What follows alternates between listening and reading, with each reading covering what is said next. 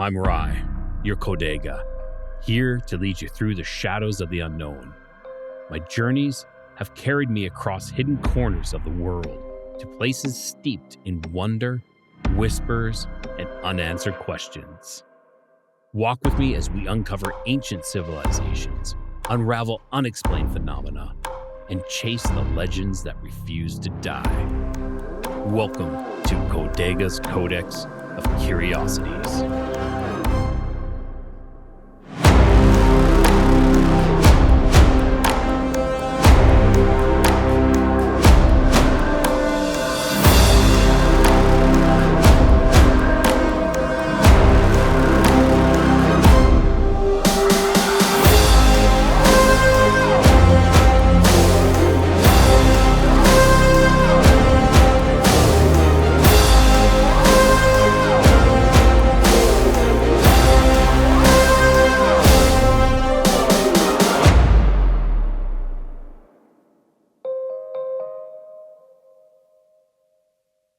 All right, everyone, welcome back to another episode of Codega's Codex of Curiosities. Today, we are going to be jumping back to Australia. Now, why are we headed back to Australia? We had talked recently to Paul Motor about the Port Arthur massacre. You know, we went through all the discrepancies, all the issues. You know, what some people would dub conspiracies are actually like the truth. So, and you know this show, that's what we do. We seek out the truth and we go for it.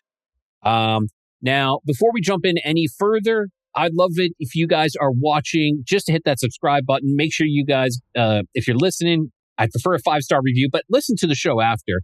And then if I earn a 5-star review, please, by all means, it's greatly appreciated.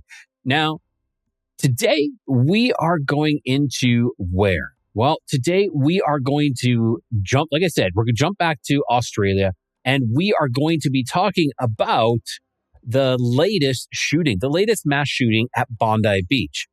And we're going to go through it and to see what types of issues we see, what types of things keep popping up. And hopefully by the end of this episode, you guys will have maybe more questions than answers, which is good because sometimes the answers that we're being fed aren't really the truth. Well, they aren't. So before we go any further, before I talk any further, I'm going to introduce our guest, Paul. Welcome back to the show, to Codega's Codex of Curiosities. I'm glad that you're back here. Welcome. Thank you. Excellent. So you had reached out to me and you said, I think we need to discuss the Bondi Beach attack. And of course, I'm all for that. I'm all for digging into things deeper and to getting some real answers. And I'm really looking forward to this. But before we dive into this, take a big bite out of this, why don't you tell our listeners and viewers a little bit about yourself and where they can find you as well?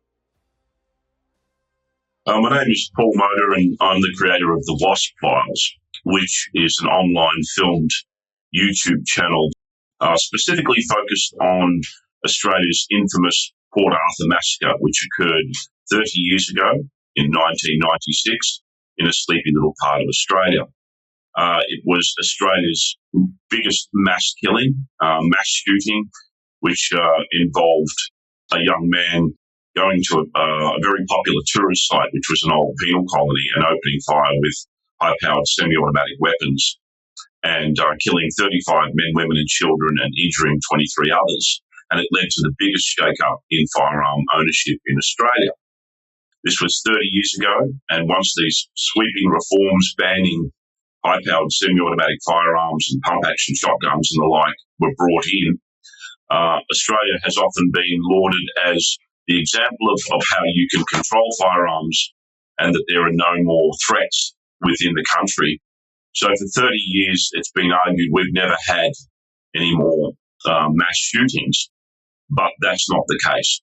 And just recently, and what we'll be talking about today, is the latest shock revelation that's occurred in Australia, which is the major terrorist attack that occurred in Sydney, our famous iconic Bondi Beach, which led to a loss of life. So here we are 30 years later, back again. And my job is to just sort of examine these things and correlate these two issues. But I'm a writer and a filmmaker and just a creator in many areas and capacities. But this is particularly relevant because all of these events seem to have patterns, and Australia is going through a very, very tumultuous time politically, culturally, and socially. And there is a definite agenda, whether it's higher or not, to make Australia no longer the lucky country. Yeah, I think there is this greater agenda that we're seeing throughout the world. And I believe that Australia just kind of falls into lockstep with it all. So did Canada as well. And all these gun restrictions, they don't work for the criminals. They don't work for terrorists. They work for your law-abiding citizens who respect guns. And the more they restrict the guns, the more that the law-abiding citizens kind of like, okay, we'll follow that. But that doesn't stop the criminals from doing anything. And the law-abiding citizens aren't the ones that need to be controlled and restricted. It's the criminals. It's the terrorist organizations that are coming in and doing these sort of things. And it's kind of crazy that we have to say that so many times. It's like, what is being, I don't know. I feel like people just don't actually see things for what they are. They see things for how they wish they could be, how they want them to be. They want to be this perfect little world. And maybe if we put in some more rules, some more laws, we'll get there. But you're not going to, you're not going to make laws to create a perfect utopia. You're actually going to drive things even crazier if you do that. Look, I'll go you one further. I've looked at this in depth, particularly with the Port Arthur massacre. They're lying. This is a deliberate agenda. Everyone is, of course, outraged, up in arms. What are you doing to stop the criminals? What are you doing to stop the terrorists? Open immigration. You're not vetting these people coming in. And particularly the Bondi Beach massacre. There are some very, very serious questions about pre-knowledge about the alleged perpetrators, their backgrounds, how they were allowed to obtain firearm licenses in the first place, or at least the father was, and their trips that they took to known terrorist hotspots in the Philippines that should have raised red flags. And once I go into detail about the obscene response to that tragedy by our standing Prime Minister, Anthony Albanese, by our intelligence organisation, ASIO, and by the Australian Federal Police and the New South Wales Premier, who was in charge of the state where this attack occurred, you just have to say that there is a very sinister and insidious agenda going on here. And there is a deliberate ignorance of the actual salient issue. It's horrendous, and it's part of a much larger plan, I believe. Okay. And for all those who are listening or watching, just be advised that, we're going to be talking about some things that maybe might offend you, but that's what we need to do. We need to talk about things. We need to bring them into the air. We need to discuss these things so that we can actually have a resolution and actually see the truth for what it is. And I think that's what we're going to do here today. So, Paul, why don't you start us off with, a little background about this massacre and when it was too as well. I was on December the 14th last year, and there was a sunny day down at Bondi Beach, which is Sydney, Australia's most popular tourist beach. It's a beautiful beach, and people flock there from all over the world. So on December the 14th, the Jewish population in Australia was celebrating Hanukkah, and there was a celebration on the beach, which was a happy Hanukkah celebration. And two individuals had arrived by a vehicle and stationed themselves on a bridge that was overlooking the beach, and without warning opened fire on the celebration that the Jewish people were undertaking on the beach. And it was with high-powered rifles. We didn't have semi-autos because they've been banned here, but they had what's known as straight pull action firearms, which can be manually operated fairly rapidly, and straight pull shotguns. And there was literally no warning and virtually no resistance until many minutes later. So they opened fire and killed dozens of celebrants who were down on the beach and firing upon people indiscriminately. Police began to arrive, but they were in essence pinned down, and generally our police only carry handguns. So there were reports that some of the people that were fired upon had no choice but to crouch down on the ground with nothing more to take cover behind than plastic lawn chairs while they were being shot and saying, "Where are the police? Where are the police? Stop them, stop them." And there were reports that some of the police were also pinned down, lying on the grass, and that they were too far away to be able to engage the targets. So this shooting went on for quite a number of minutes and was clearly filmed. And eventually the police did engage and fatally shoot the father. The two alleged perpetrators were Australian immigrants. One of them was named Naveed Akram, and his father was Sajid Akram.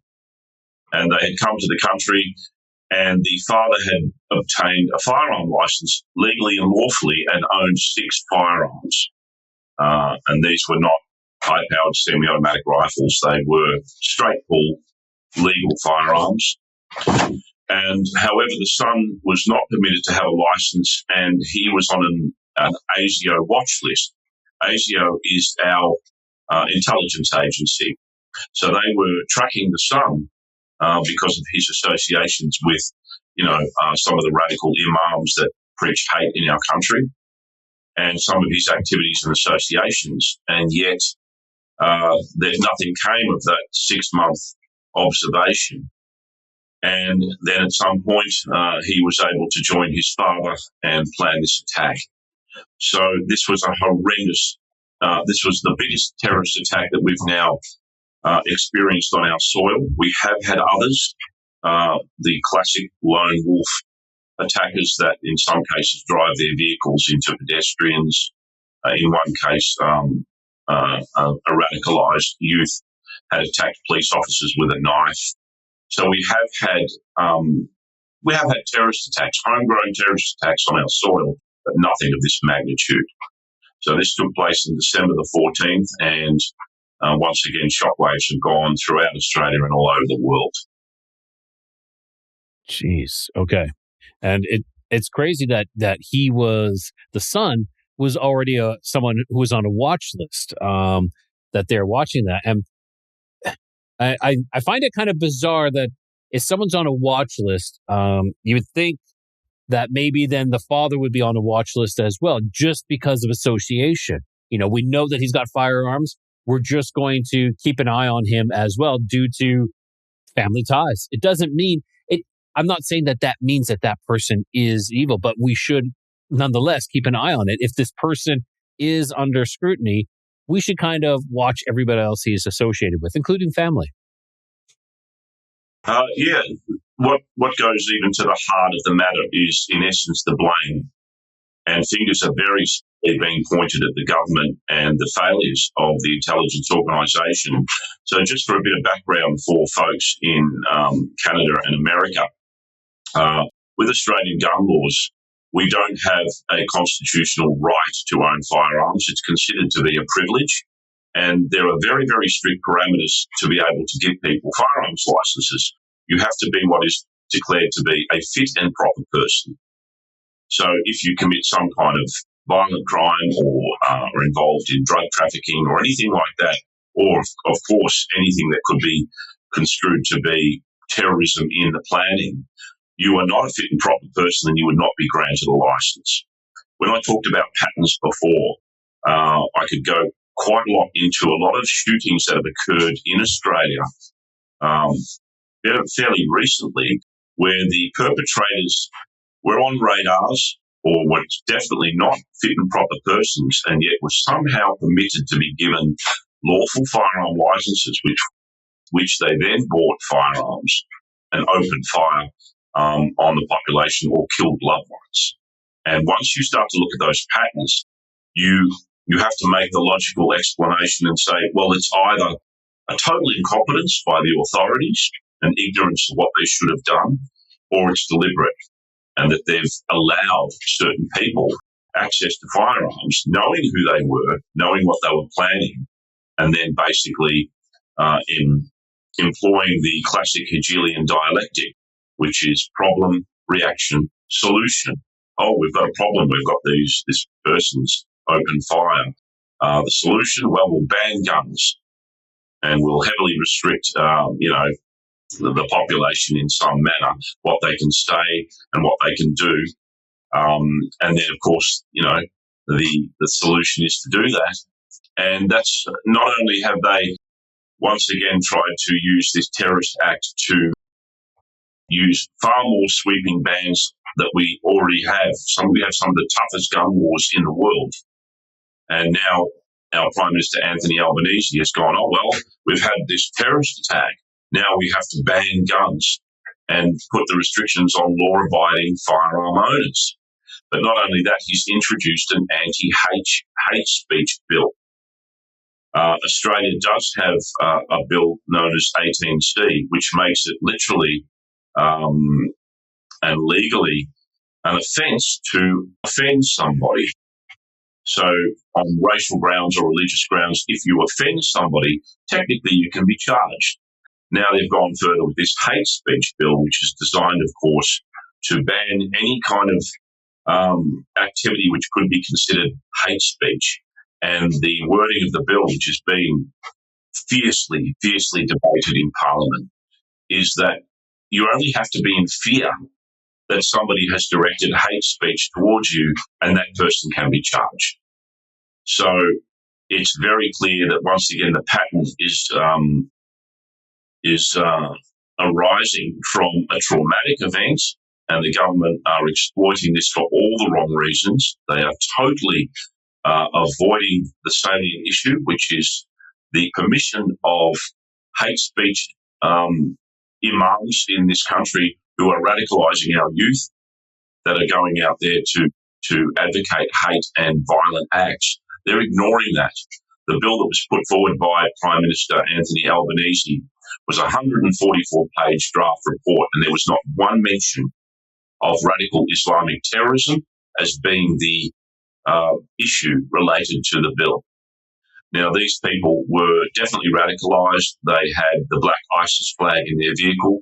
They had built homemade IEDs, improvised explosive devices, and they were on a watch list as decreed. But somehow or other, our Prime Minister and the New South Wales Premier have totally ignored the fact and will not mention radical Islamic terrorism as a cause for the tragedy. But it is just astounding to me that this was in essence allowed to occur, that with our mass immigration, we have people coming into this country that have not been vetted properly, and that's the same with the United States and all over the world. These are violent people who then become the enemy within the gates and have opened the door. Australia is now welcome to the world of international terrorism. Any of the people here that thought we were immune from that are deluding themselves, and our governments, our police ministers, our premiers, our intelligence agencies are squarely to blame. Now, of course, all they'll do is divert attention away and go, oh, law-abiding firearm owners, now we're going to make even more heavily restriction laws relating to you being able to own firearms. And that's things like they want to restrict the amount of firearms you can own to 4. They want to ban things like straight pull shotguns and rifles, certain calibers, that sort of thing. In addition to this hate speech thing, which is now ironically targeting different bodies that were in no way associated with the attack. So it's being used to shut down and stifle political dissent, because they can now say, oh, that person over there is committing hate speech, and yet they'll totally ignore radical Islamic terrorism. It's obscene, it's atrocious, and it's happening in Australia, and people are up in arms. pardon the pun, they are outraged with this Prime Minister, who's certainly politically on the nose. And there are a lot of opposing political parties that are just in total opposition to this federal attempt to create uniform gun laws throughout Australia. One of the states, the Premier, has totally balked and said, no, we're not going to do a gun buyback. We're not going to restrict firearm ownership. We're going to go after criminals and terrorists, which is what we should do. So that's going on in Australia, and we've just had this horrendous terrorist attack. The Jewish population are justifiably outraged. Their calls have been ignored. And I believe that there is a big problem with, of course, there's a problem with terrorists and whatnot, but it's the government that is enabling it all. Like if we go back to 9/11, well, it's so much deeper on how that all goes. Like that was, I don't know. The deeper I go, the more I unravel. Where the terrorists were just, as crazy as it may sound, were just the patsy. They were used as the hammer to enable to do what they want, what everybody else wanted them to do. It's like, okay, these are the focal point, and so we're going to use this. So don't get me wrong. I believe that Islamic terrorists, there's no place for them, but it's the higher ups, it's behind that are pulling the strings and allowing this to happen. Like when we look at these protesters as well, like you said, I believe everyone is allowed to protest, but I believe that there's paid protesters within there who are the ones who are causing all these narratives, I will say, because I believe these narratives are really happening, and it's kind of like they want to push an idea, and they do it because they get everybody so worked up about everything. I think that this is happening a lot more than we think it is. It is. Look, for want of a better term, it's the imposition of a new world order. And to do that, they have to destabilise and destroy the West, destroy sovereignty, destroy nationalism, destroy our very cultural way of living from the inside out. The West is, of course, militarily impervious to being overthrown in many ways. But the oldest trick in the book, which we've talked about, which is divide and conquer, is in operation all over the world. And so the whole notion of flooding, for a start, all these countries with open immigration, I don't have a problem with immigration. I do have a problem with mass immigration that's unvetted, because not only does it create a financial strain and a social strain, but if it's unvetted, as we've proven all over the world, we have opened the doors to some very dangerous people to come into the country. And it's my logical extrapolation of all this is it's deliberate. It's got to be deliberate. Why would the authorities go, oh, we'll just sort of let that happen? Just prior to the Bondi attack, there was an outrage because the ISIS brides, which were Australian women that had snuck off to join ISIS fighters and join them in their campaigns of terrorism overseas, were permitted back into our country. And the government outright lied and said they had no knowledge of this and they weren't involved in this. And then, of course, investigations proved that they not only were aware of the ISIS brides coming back into Australia, but that they facilitated their repatriation into Australia. And to this day, I don't know where these brides are. A lot of people don't. But serious questions were asked. How come you are allowing these people back into the country when they've gone off and fought with ISIS terrorists? It's the obstruction and lack of transparency and accountability by our governments is palpable. It's blatant. They're not even trying to hide anymore.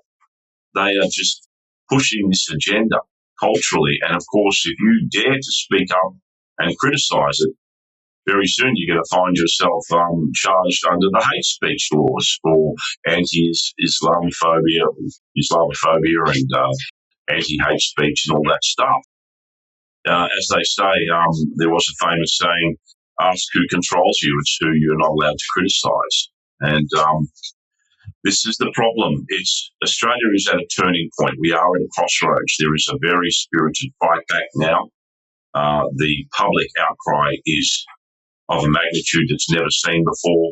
Our major political parties are literally on their last dregs. The Liberal Party is about to implode because people have woken up to the fact that these governments are puppet governments, that they are pushing a higher agenda, that there is foreign influence in our nation and has been for a long time, and that they do not care about the rights of victims and citizens, that they certainly afford those to criminals, violent criminals that in some cases have immigrated here, and terrorists. And, if they keep this up, and I never want to condone violence, there will be a revolution in this country. I can see it happening. And perhaps that's what they want. Because once there's instability, of course, then you can bring in the control and crush the population even more. Yeah, there is I'd like to touch on this hate speech bill, which for those who may not like this, free speech equals hate speech. As much as you may not like hate speech, freedom of speech allows you to spew hate. But it doesn't mean that there's any consequences from that. You know, if you are spewing some sort of racist comments or some sort of threats, well, there's things that can happen from that. You know, you can lose your job, you could be arrested for threatening people. But nonetheless, any type of speech should be protected. Now, again, we don't have to agree with it, but I think that it should be protected. Now, when what's happening is that these governments are doing this huge overstep of it all. If we go to, there's one country where last year, not last year, 2 years, 2 years ago, they arrested 13,000 people for speech-related crimes. And it would baffle you to know where. You would think, oh, this has to be like some sort of dictatorship. Maybe it was Venezuela, maybe it was Korea, or maybe it was Cuba. No, this is the UK. So the UK brought in the same type of legislation that you're talking about in Australia, and they arrested in 2024 13,000 people for offending someone, for hearing someone, and this is absolutely ridiculous. Now, I know they're doing this in Canada as well. If you look at kind of strange that they're bringing in all this, especially in the Commonwealth countries. You know, make the Commonwealth countries have this agenda that they're pushing forward first in front of all these other countries. I don't know much about New Zealand if they're doing anything like that, or Jamaica or any of the other Commonwealth countries as well. But it's awfully peculiar that this is happening, and it's scary as well. It's horrifying. I have seen that UK footage. And there was a perfectly reasonable gentleman, and the police rocked up at his door during the night and were talking to him about his Facebook post. And he's like, oh, yeah, and they said, okay, you've got to come with us. And he goes, oh, you're arresting me. And they said, yes. And he's like, what have I done? I just posted. You're coming to my house in the middle of the night and arresting me for a Facebook post. Meanwhile, you've got, Pakistani grooming gangs that were raping underage girls for decades. That was ignored by the UK establishment. And, of course, violent crime over there as well. And it's just they're arresting people for Facebook posts. I had to put a post on the Voss files because I was saying to people, look, it's not what you say, it's how you say it. You've got to be very, very careful what you put on Facebook because it's there, or up on any online platform. It's there forever. And later on, you could get a knock on the door and they could say, look, sorry, back in 2012, you said this, and that's a breach of hate speech laws. The ones that they're trying to implement are retrospective. That means they can go back and they can say, you've just committed a hate speech crime there, and you can be arrested and charged. This has to be fought tooth and nail. Enough is enough. I mean, when it gets down to this, we are beyond George Orwell's 1984. And, of course, the arch criminals out there are getting free rein. They can get access to firearms. They can go and commit the most heinous crimes. We have a large African immigration population in Australia, and we've seen some rise in some very heinous gang activity involving machetes, where people are getting hacked to death with machetes in broad daylight.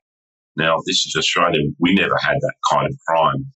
And so rather than target these gangs that are terrorising the state of Victoria in Australia, our Premier spent $13 million making machete bins so that everyone, all the bad guys, could hand in their machetes and put them in these ridiculously overpriced bins as a trial. And, astoundingly, some of the bins, the lid was too narrow to even take the handle of the machete, so they're hanging out of the bins. And, of course, the gang members aren't going to go, oh, I was going to go and commit that crime. Thank God there's a machete bin there. I'll just put my machete in the bin. They totally ignored it. And in the immediate aftermath of the implementation of that ludicrous policy, we were having broad daylight machete brawls in shopping malls with African youth. And now the trial has ended and the bins have been scrapped. They cost $13 million and they were sent to a scrapyard, and I think the money that was returned from that was $1,000 per bin. It's just ridiculous. And of course, they're just assuming that we'll just do this knee-jerk thing and the criminal activity will suddenly vanish. And it hasn't. This is what's going on. And if this is the caliber of our leaders, and that goes for all over the world, then those leaders need to be booted well and truly, and we need to find people that will stand up and do the right thing. We have a few politicians here. We have a firebrand opposition politician who has gained for the first time on the political landscape a greater ascendancy over one of our major parties, the Liberal Party. That's Pauline Hanson's One Nation. And she's been sort of in the wilderness for quite a while and certainly demonised by the press. But she has gained an enormous following and is on track to gain a lot more power next election and has surpassed one of our major parties. So people are turning around and they don't trust their media, they don't trust their political leaders, and they shouldn't, because these people are dancing to the beat of a different drum, and they are opening our country up to all kinds of major social issues. It's horrendous.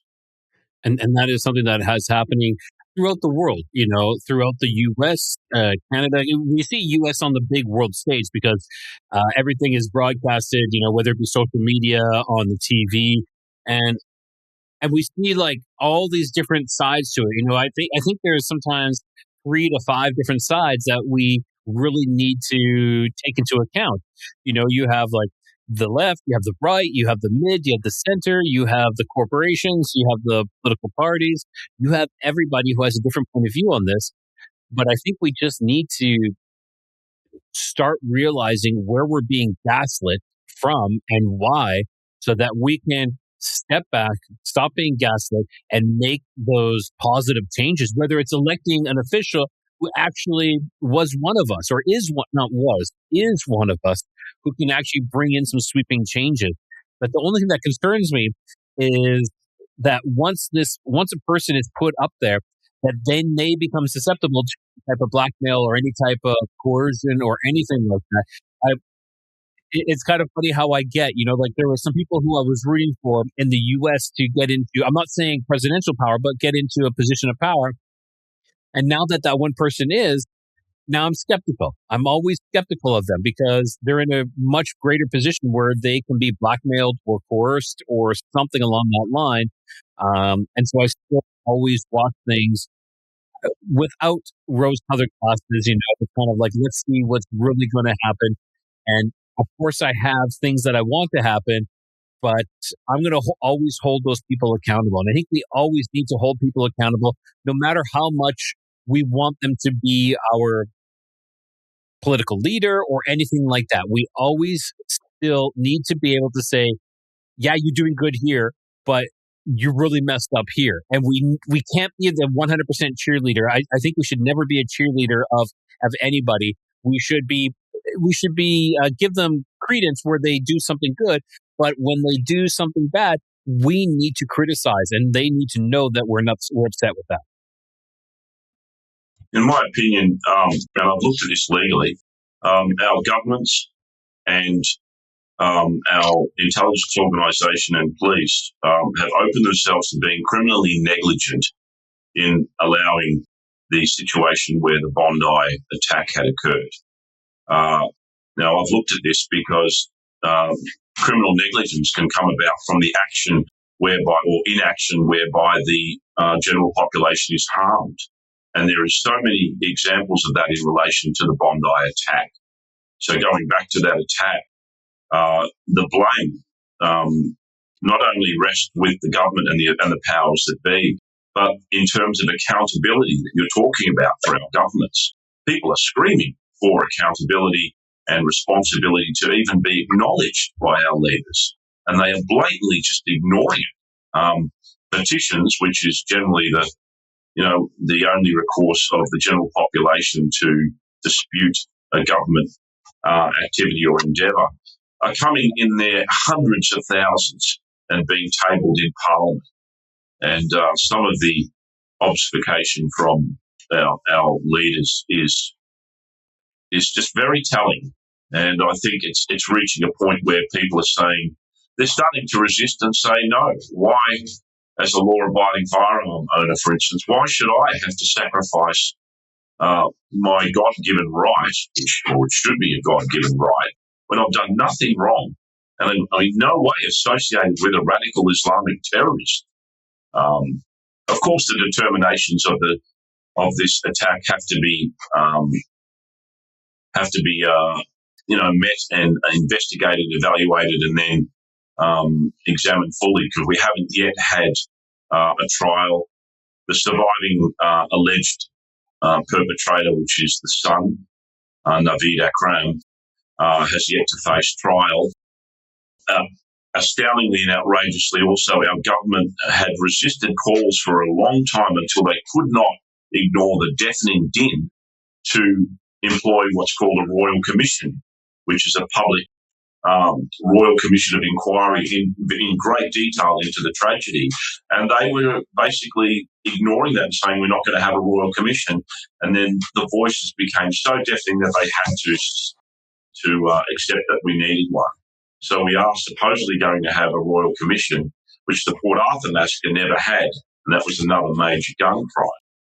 So I correlated the two major gun crimes that were 30 years apart, and the patterns are very much the same. The government just covering up, not wanting to answer questions, not wanting to dig deep and find out the circumstances of the crime, and just ignore any responsibility. But in this case, it's lit a fire in the Australian population. And I guess just going back to what you were saying before, I can only implore people that we need to stop playing that game of this group against that group. We'll join left or right, gay, straight, black, white. We're fighting each other, and that's the whole agenda, divide and conquer. I believe the true power lies in individualism, in being an individual and not trying to change the world by joining this group or that group, because then you can be exploited and manipulated. But creating your own self within yourself and within your immediate circle of loved ones, where you make a study of everything of the system that you're in, whether it's a dictatorship or a Western country, and you basically use that system on all fronts, whether it's financially, legally, socially, to self-empower, to become a self-empowered self. And if you have enough people doing that, and if that cell involves just yourself and your immediate circle of loved ones, it's a lot harder for the government to mess with that.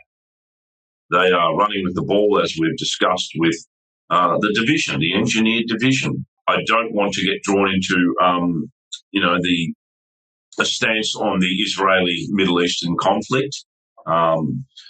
It's just another example of division where it's being used as a ram, as a wedge to drive a very insidious worldwide agenda. Our governments have nothing to do with it. They're puppets. They've got hands up their asses, and they are just, whether by force, coercion, or membership to some fraternity that we're unaware of, they're just playing the rule book, and they don't care. They don't even hide it anymore. It's time for us to self-empower, literally, to take back the power that the people should have.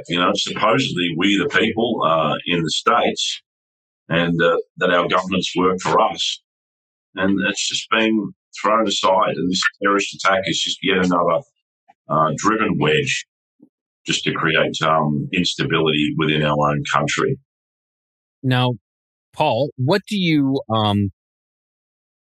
think the end agenda is? Like, why do you think the purpose of allowing this type of event to come in?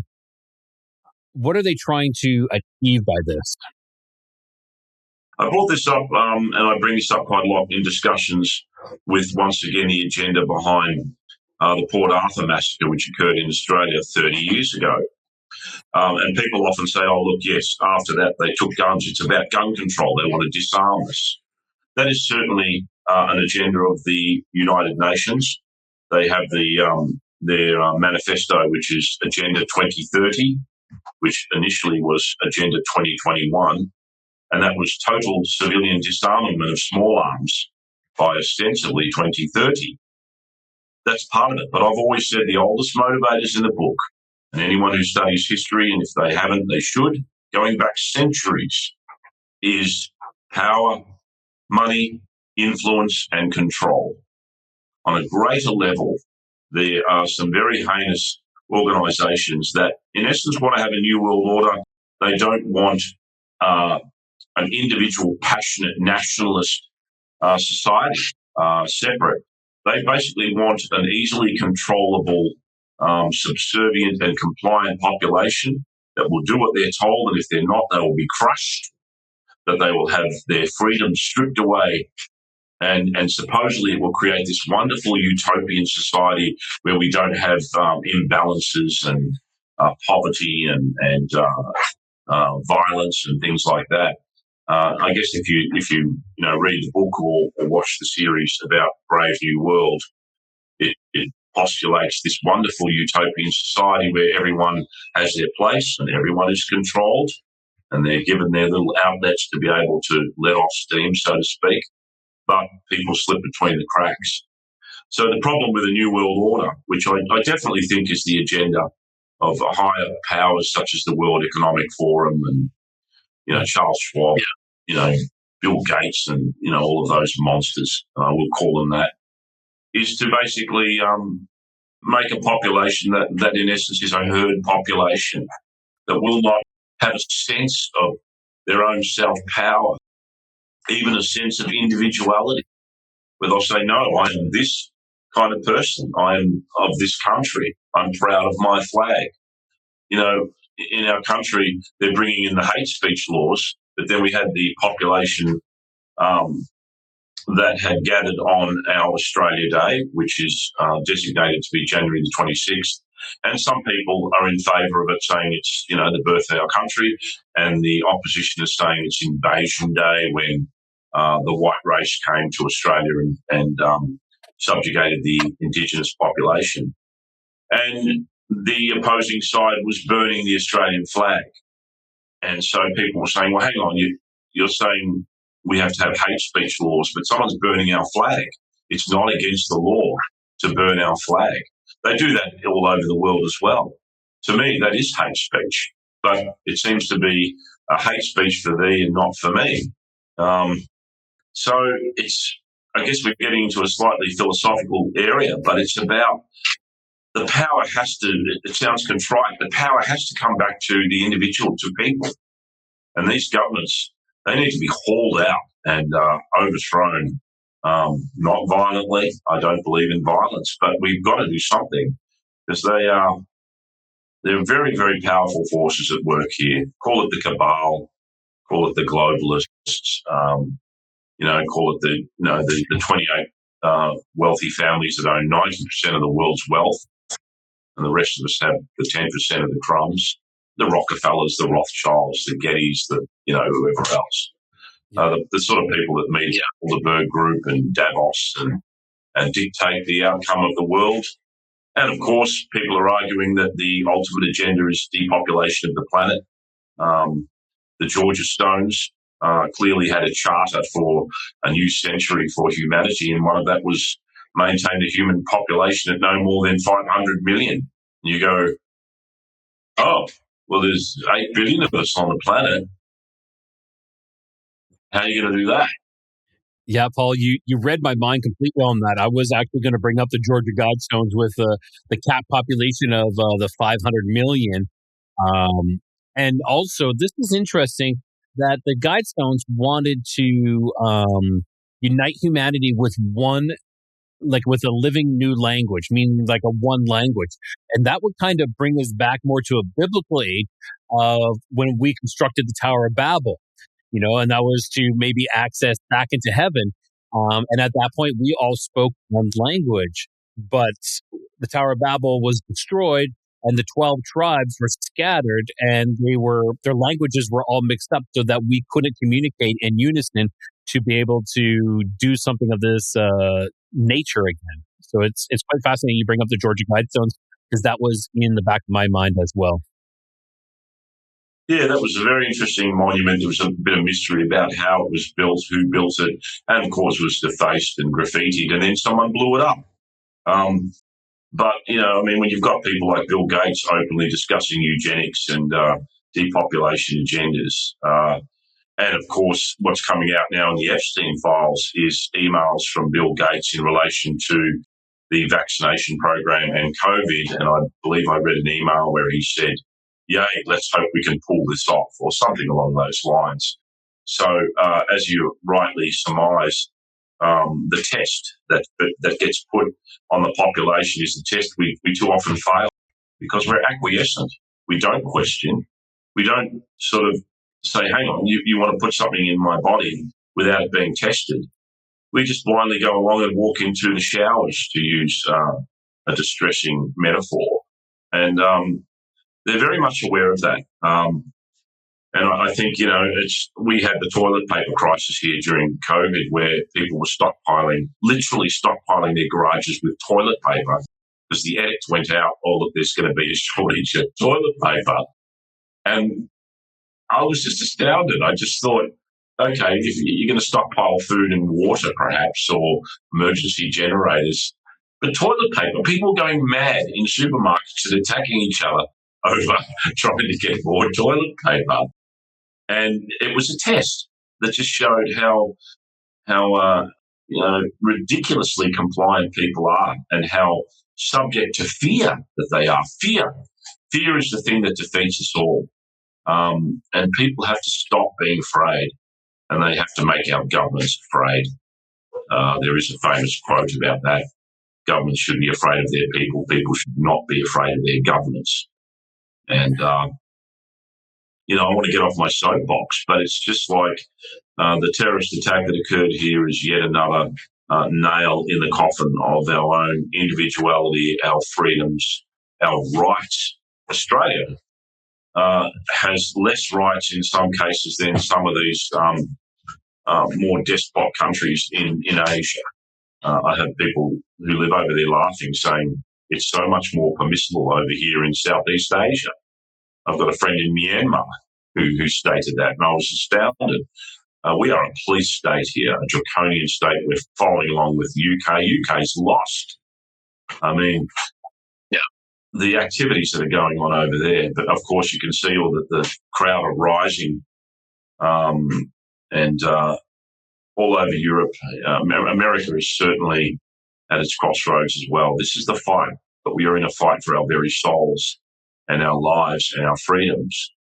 And maybe we're playing the game, but it's either that or you sit back and just get done to, not this little black duck. When you're talking about the U.S., I actually believe that they're playing a long game more because they have both sides of people fighting it and accepting it. And in the UK and Canada and Australia, I know you're saying Australians are rising up now, but but I'm going to say, well, I'll talk Canada 'cause that's where I'm from, is that people are just taking it. They're like, take my freedoms. I'm afraid of the boogeyman that you said is going to be out there. Take my freedoms because that'll make me safe. So lock me down in my house and I'll be safe there. Oh, you want to take my kitchen sink? Okay, you take that. That'll keep me safe. And you just keep giving and giving, and they'll never stand up and fight. And that's one thing I'll say about Canada is Canada. Well, I know many of the Commonwealths were like this. We never had to fight for our independence. It was kind of granted to us more or less, even though we're still not completely independent. Whereas at least the U.S. was the U.S. fought for their independence. They know what it feels like to fight for something. Whereas Canada, we're just given it, and we just take it for granted, in my opinion. Yeah, Canada's our sister country, and I just have to say, what's going on with the Canadian people? Where's the spirit? Where's the fight back? I saw when they had the truck protests, Yeah. and the government just went in there, boots and all, jackboot policing. They froze their bank accounts. These were legitimate protesters, and the response by the authorities was brutal. Canada has to wake up. Believe what you want to believe and follow whatever leader you do. Trudeau was a monstrous globalist shill. That was quite obvious to the world.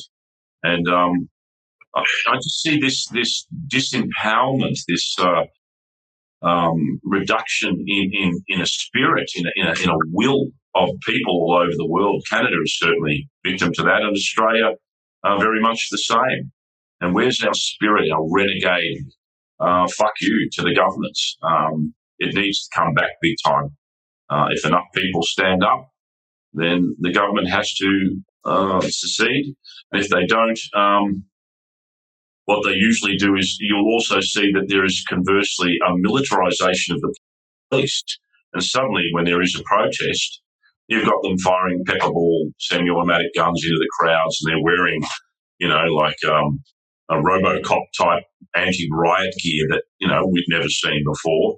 And I do understand too that when nations sign up to the Safe Cities Protocol, which is an agenda to have a uniform police response resource and protocol to deal with unrest, that the United Nations is sending. My understanding is that there are international police that are joining the ranks of nations' police to quell any disturbances and protests and riots. And that they're all trained and they've all got these very, very specialist weapons. They've now got these, you've seen these boxes. Our police are carrying these boxes that are some kind of energy disruption device that, apparently you can turn it on a crowd and they get very uncomfortable. It quells unrest. But we have military police all over the world and jackboot policing.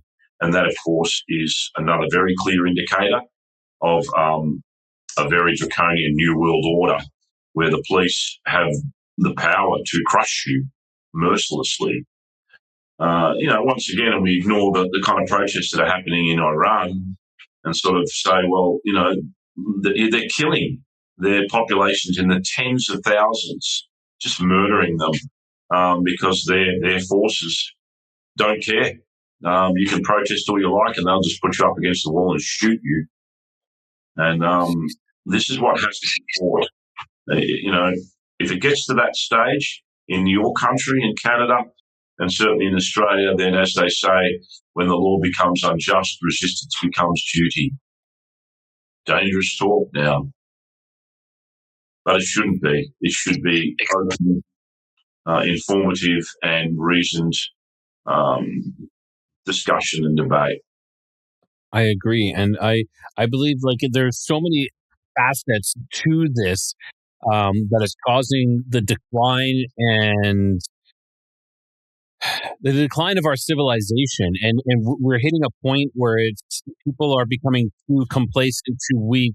We don't have to fight for anything anymore. You can phone up Domino's and order a pizza. You don't have to go and, fill your supper. You don't have to work for anything anymore. You go to work 9 to 5, you come home. watching Netflix, play some games on your phone, fight with someone on Facebook or Reddit or something like that, and then go to bed and do it all over again. And you just let everything else happen because Big Brother is going to take care of it all. But in the meantime, Big Brother is taking away absolutely everything of ours. It's a constant battle, and if we looked at our father, or we'd say even our grandparents, they would be appalled at our behavior for allowing everything to have gotten this far. To allow so much overreach by the governments, to allow so much, we'll say, spying within our own houses as well. The government is spying on us continuously, and if we don't realize that, then you are blind to it. These devices that we walk around with. We talk about Google or Apple or Alexa, or Siri. We're always talking to it. They're always listening. They're always on.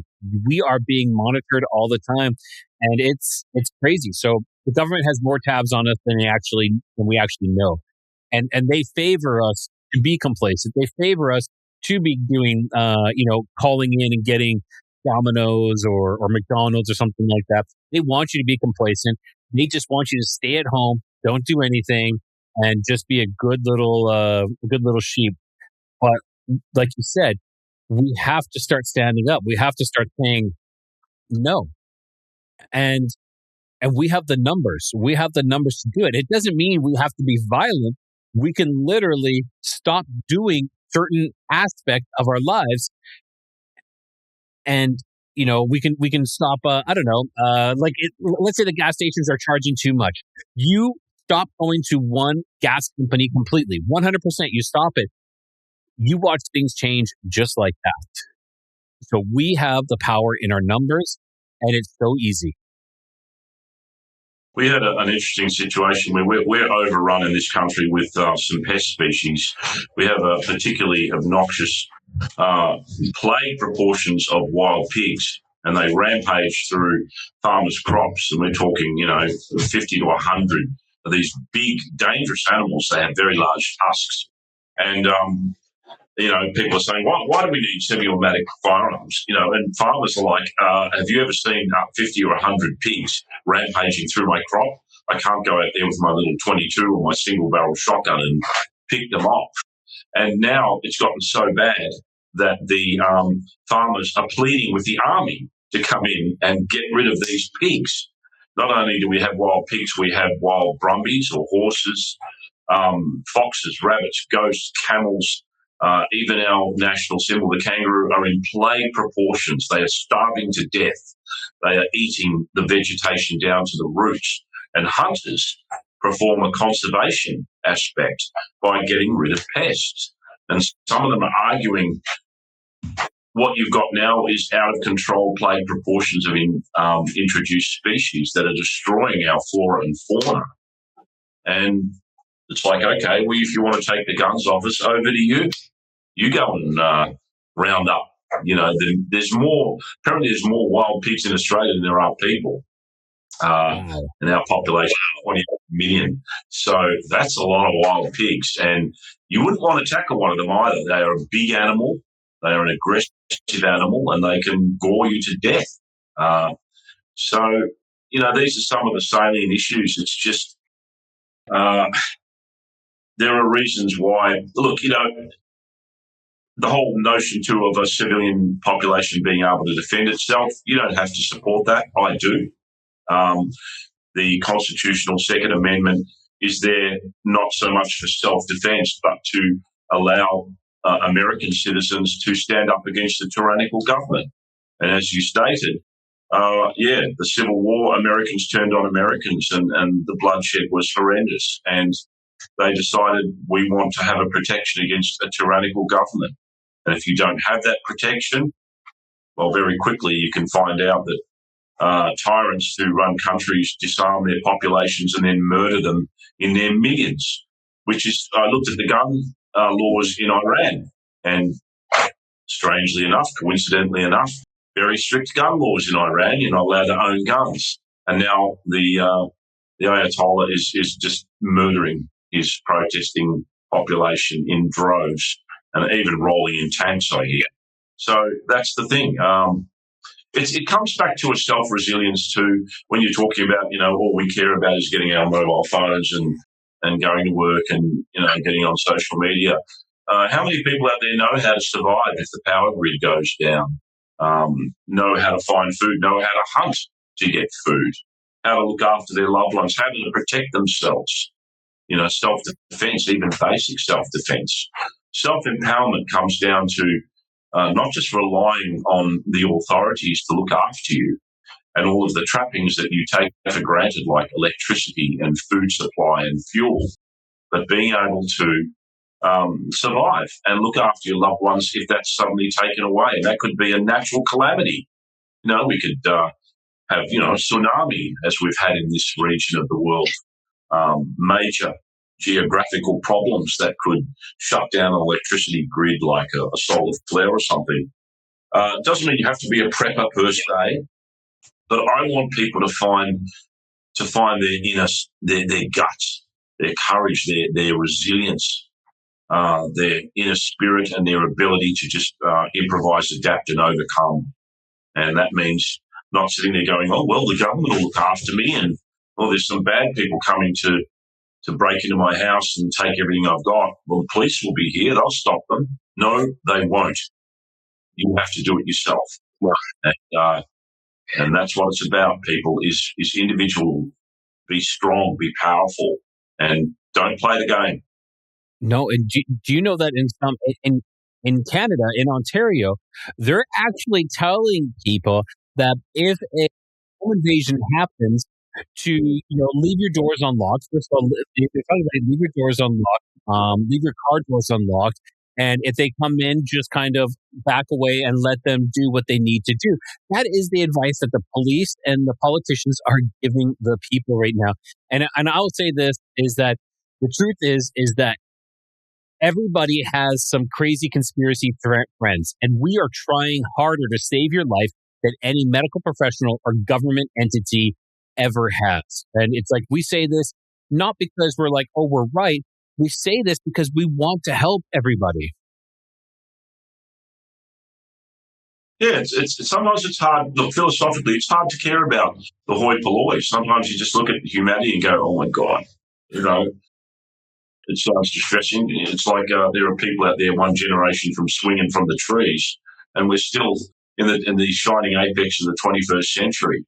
And you just think, maybe you just deserve to die, as upsetting as that might be. I really don't care what I say anymore, but I do care. I want us to evolve as a race, and I certainly want us to have draw upon everything that's within us that's been squashed, and that's on a spiritual level as well, on a holistic level, on a connection with the land again, on an understanding that you don't need to rely on big pharma who poisons you, and that there are natural solutions to the ailments that you have, rather than getting old and having an abacus tray full of fucking pills that you have to pop.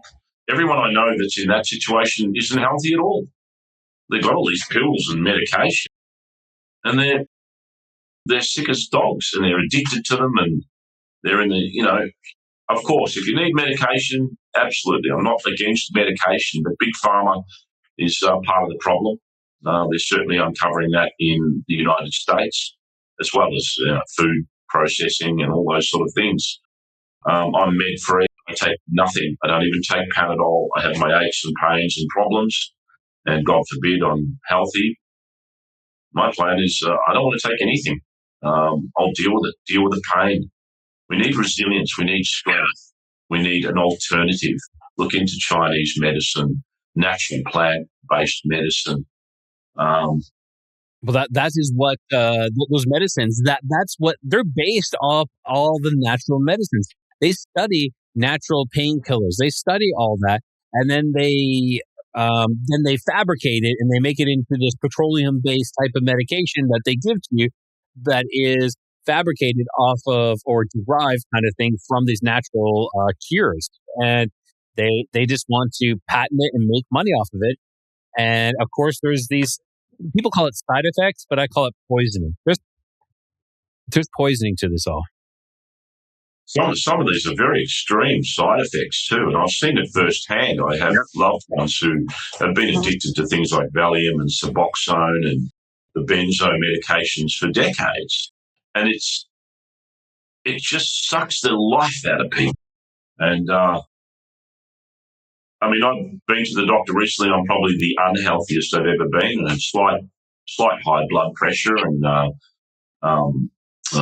bit of high sugar on the verge of diabetes. And the first thing the doctor says, okay, take this pill, take that pill. I just looked at him. And then I obviously researched, and one of the ways to lower blood pressure is go for a 30-minute walk every day, eat green leafy vegetables, drink water, cut out fat. And when was the last time a doctor said, do that? Here, take a pill. So I'm going to basically cure anything that's on the verge of being unhealthy naturally. Exercise, I've started straight away. Just cut out the processed food, the sugar, the fat, the bread. We all know what to do. And here's the crazy thing, Paul, is that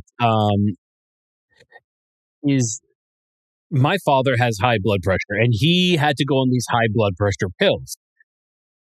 He loves eating grapefruits, okay? And they told him, you cannot eat any more grapefruits. And he's like, okay, well, why not? Because they reduce your blood pressure. And if you have a grapefruit while taking this medication, it lowers your blood pressure too much. So I asked him, and the side effects from these pills is crazy. Like these mood swings he has is outrageous. So I said, why don't you just eat more grapefruits? And well, no, I'm supposed to take this medication. The doctor said so. Well, the doctor is now a drug dealer. He's a drug pusher, and this is ridiculous. Go back to your grapefruit. I know. It's just we should all know what the game is now. We can talk ad infinitum. I'm certainly trying to be a person that rather than just sit and whinge and moan about politicians and the way of the world, is to say, well, I have no choice but to empower myself and my loved ones to have a better way of living, to live freer, to be able to be resourceful and resilient and survive. It is about survival on all levels. And that's all you can do, whatever system of living you're in. And we'll always have to fight against the powers that be and their nefarious activities or their incompetence. But wasted energy is wasted energy. Whatever we can do to put our drop in the ocean, things like podcasts and getting out there on social media in a reasonable, civil and, logical fashion rather than just slinging mud, has impact. We should use this technology that's been foisted upon us to once again empower ourselves. For all the kids out there that just know how to work their way around, online resources and technology. If our youth were able to empower themselves with technology, they would rule the world because they know how to do it more than us old fogies do. And, power can come from technology with its application instead of doing, silly memes where Donald Trump's going to dance around and punch out Vladimir Putin or someone. Humor, laughter is very important. I often say, look, you either laugh or you scream, and we should laugh because it's just lunacy. Life is lunacy. If you ever, I have a lot of creative endeavours outside of the Wash files. So I'm, writing novels and making films. I've got a horror feature film coming out and a blues album, and it's an expression of life. Feed your soul, whatever it is. You've got to feed your soul. We've all got to work. We've all got to do this. We've got to do that, all that crap. But feed your soul. You got one life to live, and this has become a very guru-inspired podcast today. But it is, Paul. And I think you're bringing this to a natural close as well. So I want to thank you so much, and I agree with you. We've gone through this. I think the bottom line is people start questioning, start waking up, even if you just start with the question, maybe, and then we'll go from there and then start making the changes internally, separate yourself from those devices that are causing us to fight each other, and just and start realizing and start living your life for yourself and start living for the best. But if it gets to a point, you might have to stand up for yourself, and you need to be ready to do that as well. So, Paul, I want to say thank you so much for spending the time and coming out. If you could tell everybody else where they can find you, that would be fantastic. Sure. The Wasp Files is on YouTube. So look up the Wasp Files. There are plenty of episodes. I have a website. It's Paul Moder, MODER.com, where all my other creative stuff is on there as well. I'm all over the net. Popularity I could give a shit about, but I just have to do what I got to do. Just one final word for everyone. Get off your ass and fight. Fight for everything that you want. Fight for the way you want to live.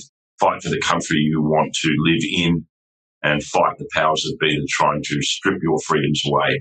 Get off your ass and fight. Awesome. I love it. I love it. Thank you so much, Paul. I really appreciate that.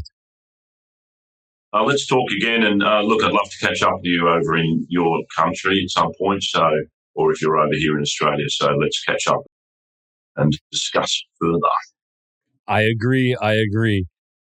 All right, everyone. That was Paul Moder. I want to say thank you so much for spending the time. He's across the pond in the down under, and he's bringing up some great points that, things are being manipulated and allowed to happen for a reason. It's to cause this dissent.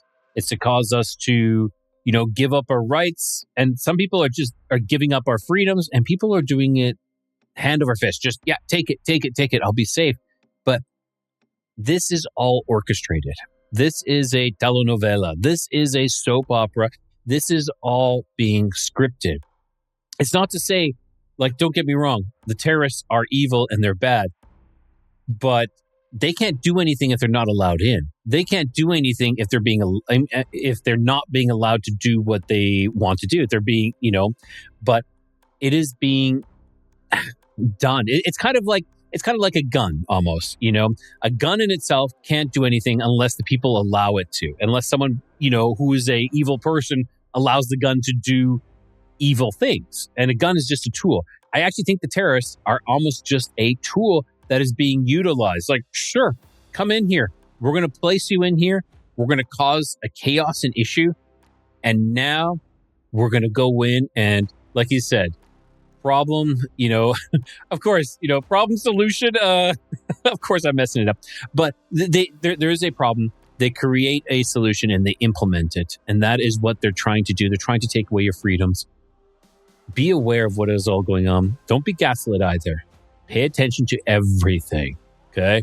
I know sometimes I get gaslit and I'm like, yeah, they're doing this. But then I step back. I'm like, okay, what's the bigger picture? It's always the bigger picture. Always ask the question, maybe, because everything can be a maybe. Anything you hear on the news, always say maybe. Always. And you'll be much wiser for it. All right, everyone. Until the next time, keep your curiosity wandering, keep the light lit, and always find your way home.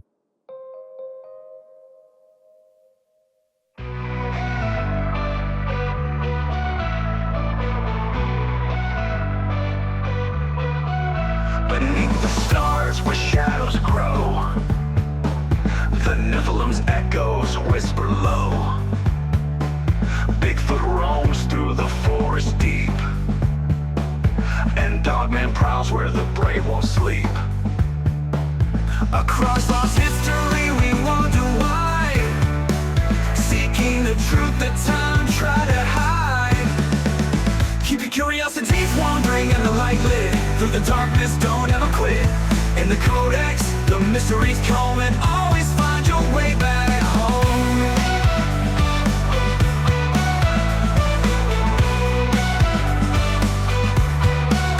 UFOs streak through the velvet skies. Aliens watch with unblinking eyes. The paranormal hums where silence breaks. In the void of secrets, a lantern wakes. Through hidden realms and stories untold, the Codex flame is a light to hold. Keep your curiosities wandering and the light lit. Through the darkness, don't ever quit. In the Codex, the mysteries come and always find your way back home.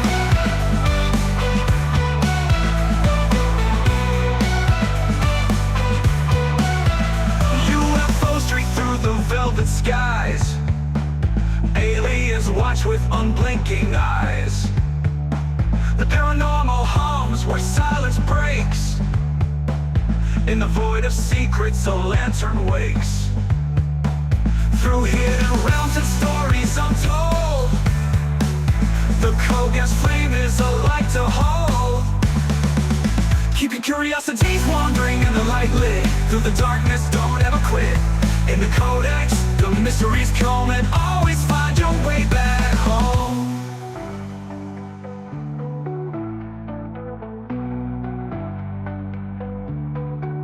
Legends rise from the earth's deep core, a lost legacy we can't ignore.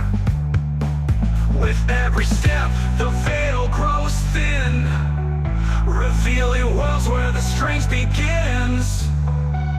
Keep your curiosities wandering and the light lit. Through the darkness, don't ever quit.